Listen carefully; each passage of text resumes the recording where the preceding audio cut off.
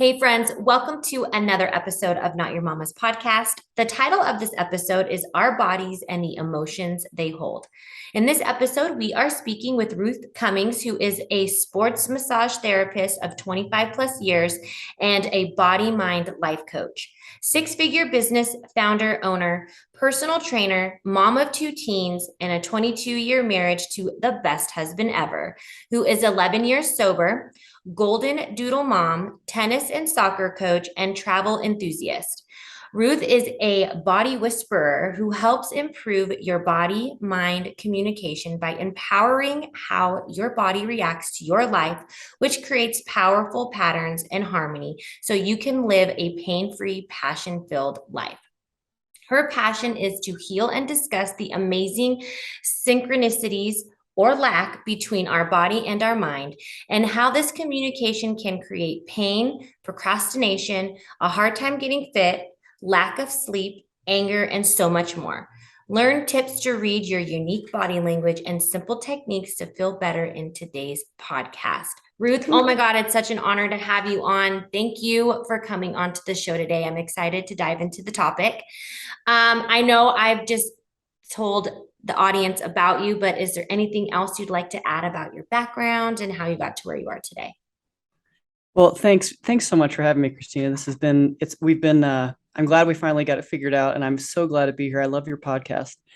Gosh, such a long road. One of the things is that I have ADHD, but in the years that was plaguing me, there wasn't an answer for it besides Ritalin. And so that's kind of how I chose my road of digging my degree in psychology, English, and performing arts and percussion. But the road that took me to massage was having such a hard time staying still in classes when I was little. And homeopathy got me to calm down. And then I found things that helped my energy move, and I realized that there's a lot about medicine that we I wish that we would work as teams together in our society. And there's a lot of ways to heal us that weren't presented to me, and we found on our own. And so that's a whole other story, though, that we're not really talking about today. But percussion and massage helped me create a very successful business with my hyperactivity, and it worked. And I think there's a lot of ways that if you have ADHD, you can find ways to calm your life and to succeed. So, Yeah, no, I think that's great. And instead of working against, like maybe something that's a struggle, you work with it. And I love that. I love those types of stories, how you're able to mold something that could be like, I'm going to put air quotes, crippling, but yet you've overcame it and became who you are and was able to incorporate it into a life passion. I think that's amazing. Thanks for your story. So, what is a body whisperer and how can that help us?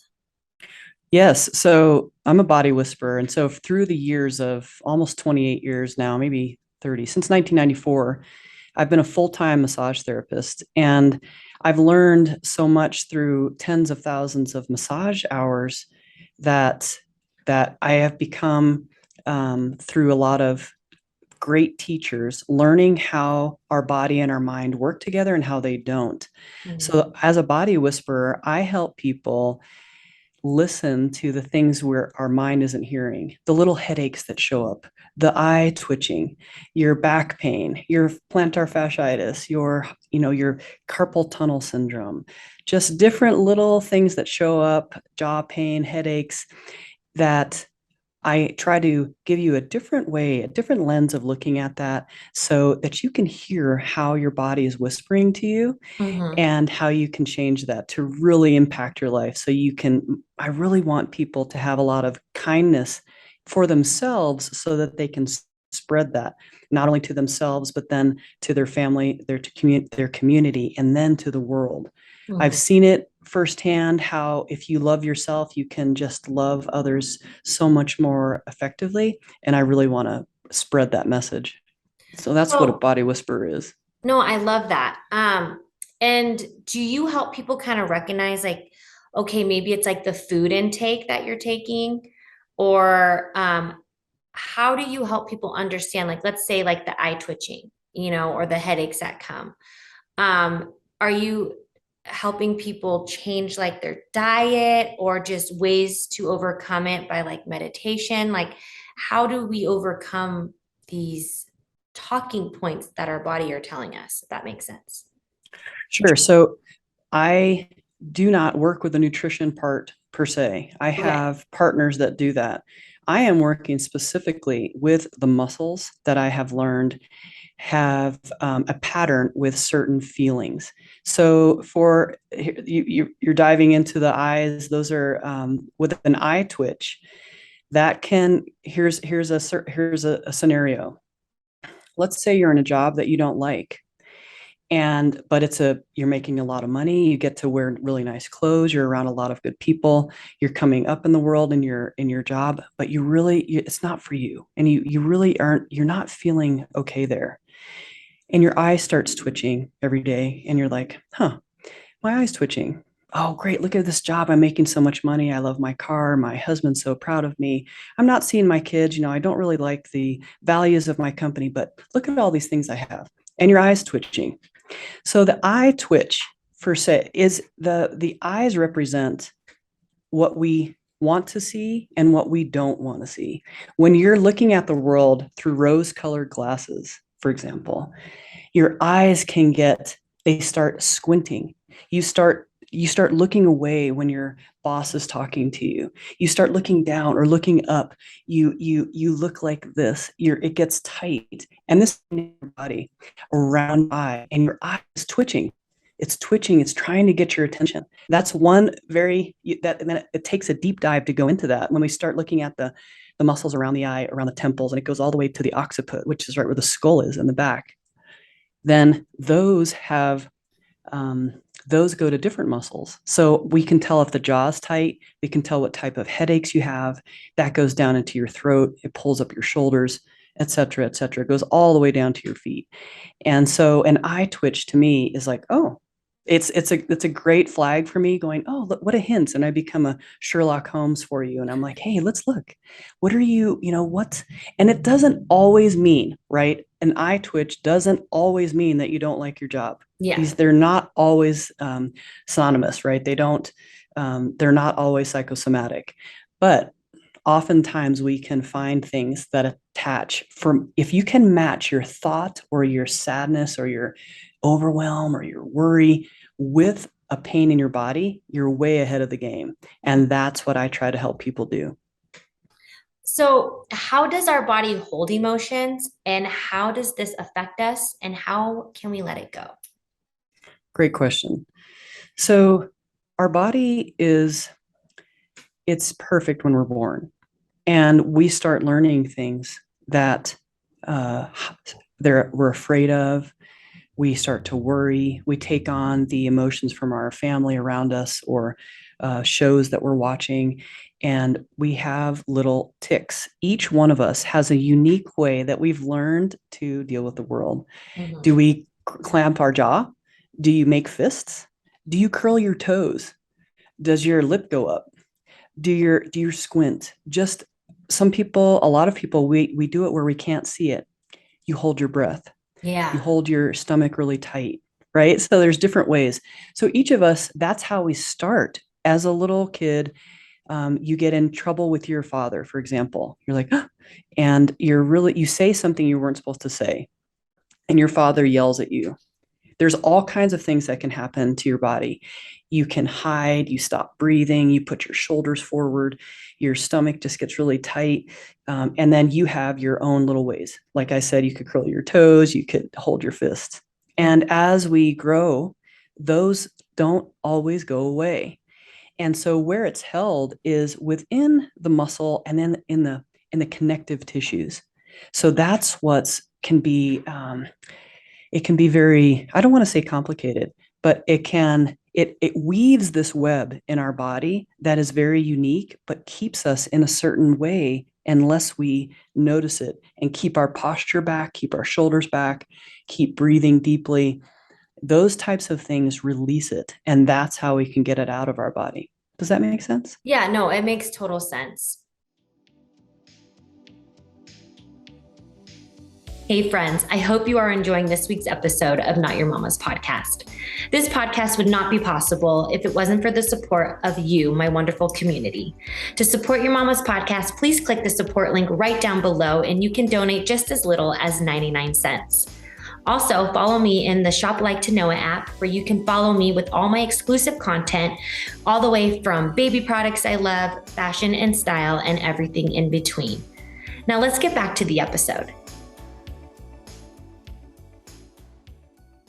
I have been getting ear infections. I'm 35 and I started getting ear infections, and I went to like a homeopathic type of doctor, and she was like, people like yelling at you. Like, I think like you just don't want to hear like what's going on. And I'm like, that probably sounds right, because I haven't had ear infections in so long, because milk used to give me ear infections when I was younger.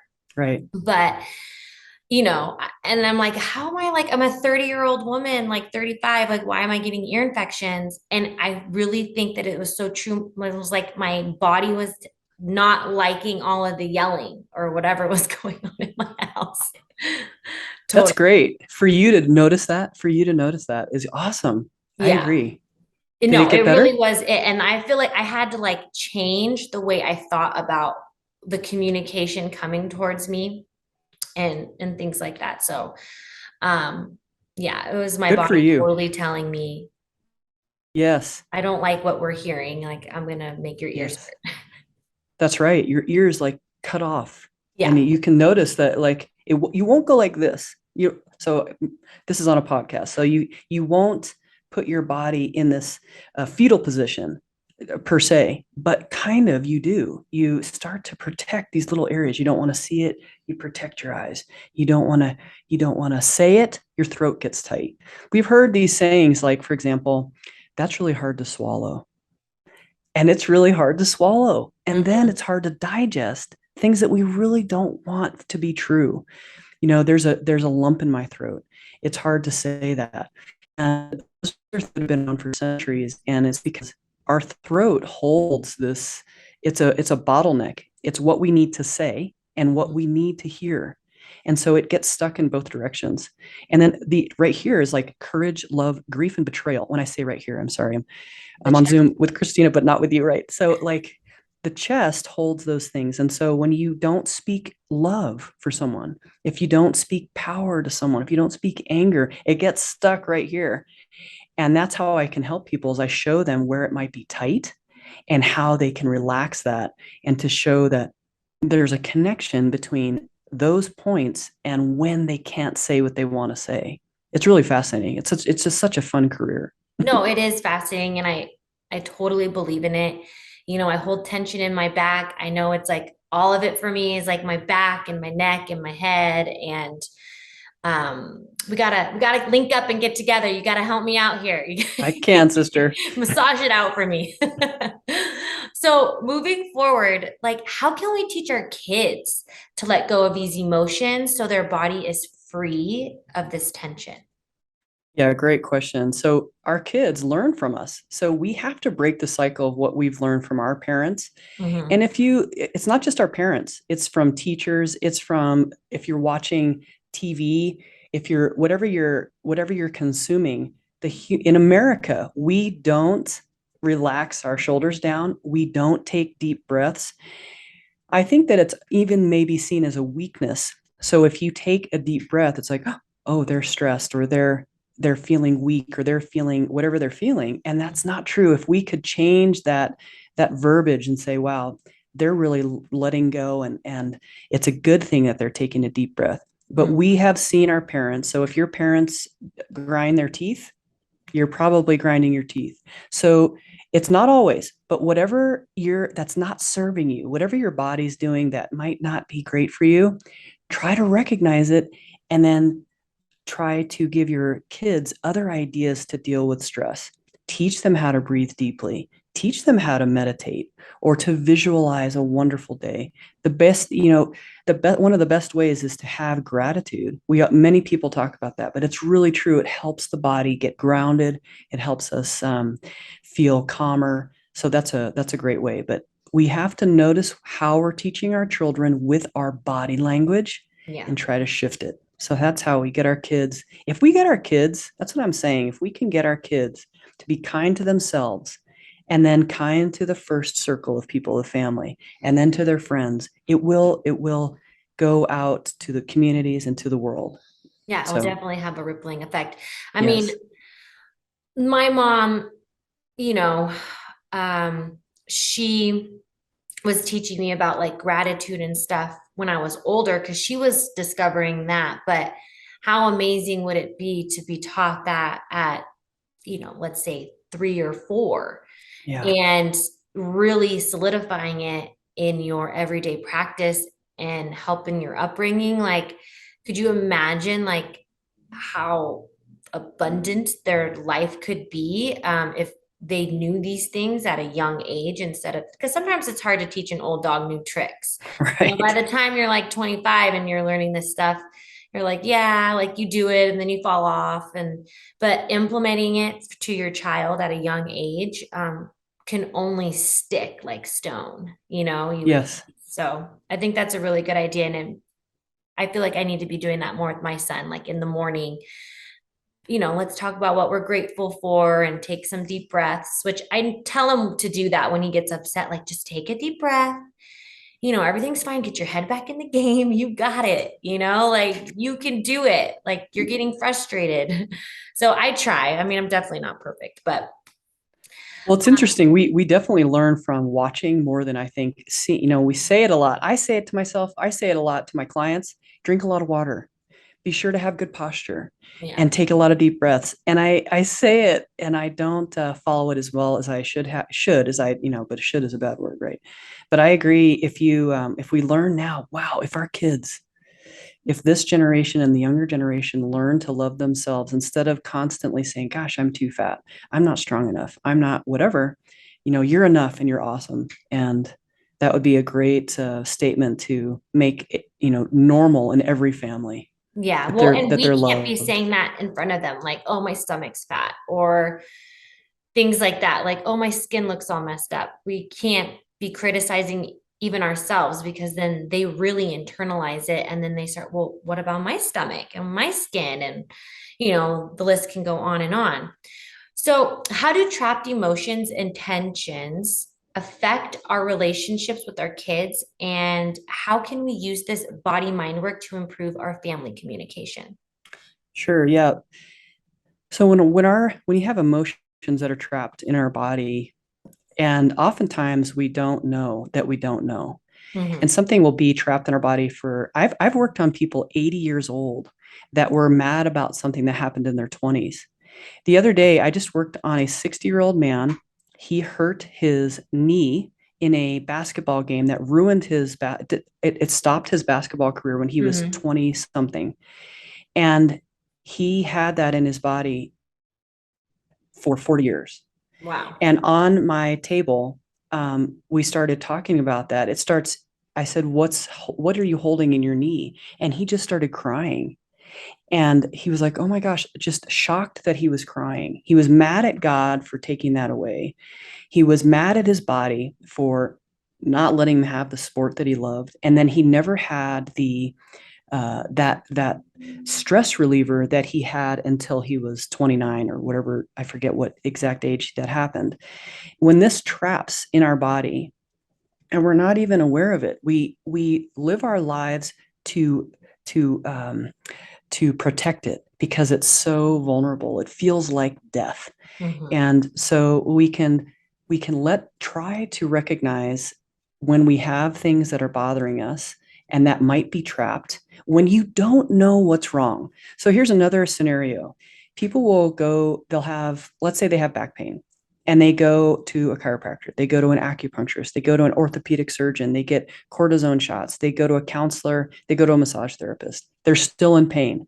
Their primary care says, sorry, there's nothing wrong with you. That's that's a hard place to be. It's Yeah. very hopeless.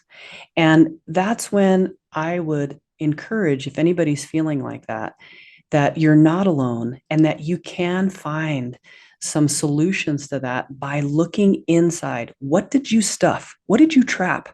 What was so scary to look at that you put it somewhere and you didn't even know it? Your body was protecting you. Your mind was protecting you. And Mhm. it's okay when your body starts to have, when you feel like you have the support structure around you, it starts to bring it up.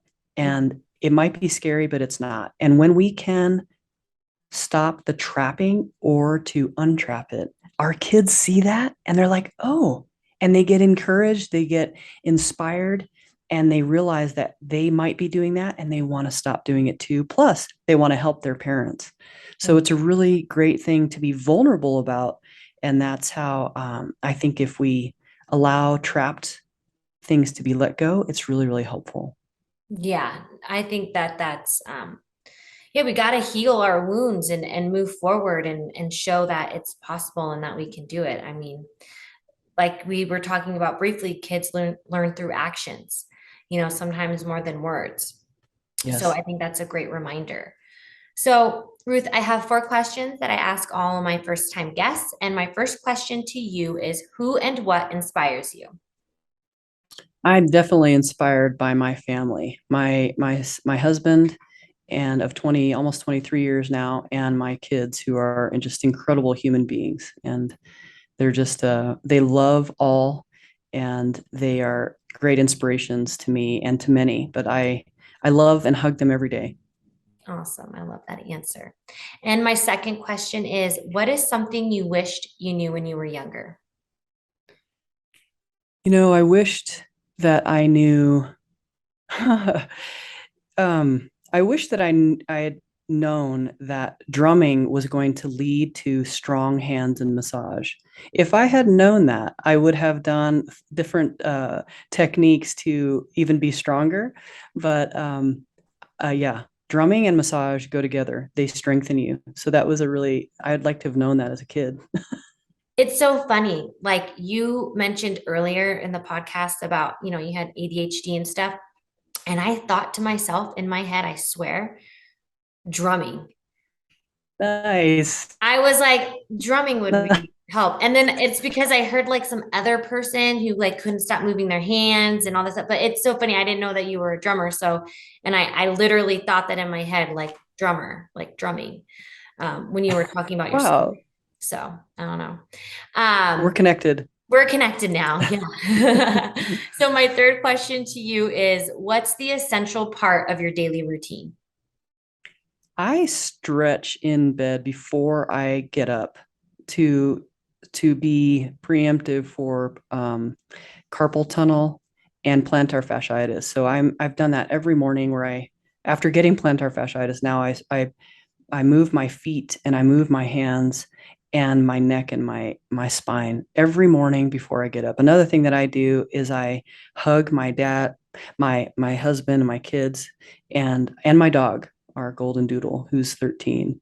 So those are great healers for me. Each one of those really heal me and give me so much energy. So Oh, I love that. And my last question is the best advice you've ever received. the best advice I received from my mother-in-law, who told me that, you can do anything you want in life. You just can't do everything. And I was trying to do everything. And I hear that daily. And so I really thank her for that. No, But yeah, yeah, that's that was great. the best advice I got. No, that is great sound advice. I love that. All right, Ruth. Well, thank you so much for coming on the podcast today. It was such an honor to have you on. All of her links will be down below in the show notes. So please reach out. I would not hesitate. Also, check out her podcast, The Body Whisperer, right? It's actually called Your Body Advocate. Your Body And Advocate. My I apologies. have a free gift for your listeners. And Ooh, what is it? yeah, it's an ebook with tips and tricks to get emotional pain out of your body. And it's a really fun book. There's some great pictures in there and it's really easy to follow. So it should be in the show notes also. And you just go and download that free ebook. And I hope it helps you. Yes, I have all of that. And also Your Body Advocate. Check out the Yes. podcast. All right, Ruth. Well, thank you so much again for coming on. It was such an honor to have you on, and I hope to see you guys all in the next one. Bye. Thank you for listening to this week's episode of Not Your Mama's Podcast. If you're enjoying the show, please feel free to rate, subscribe, and leave a review wherever you listen to your podcasts. We really appreciate it, and we'll see you in the next one.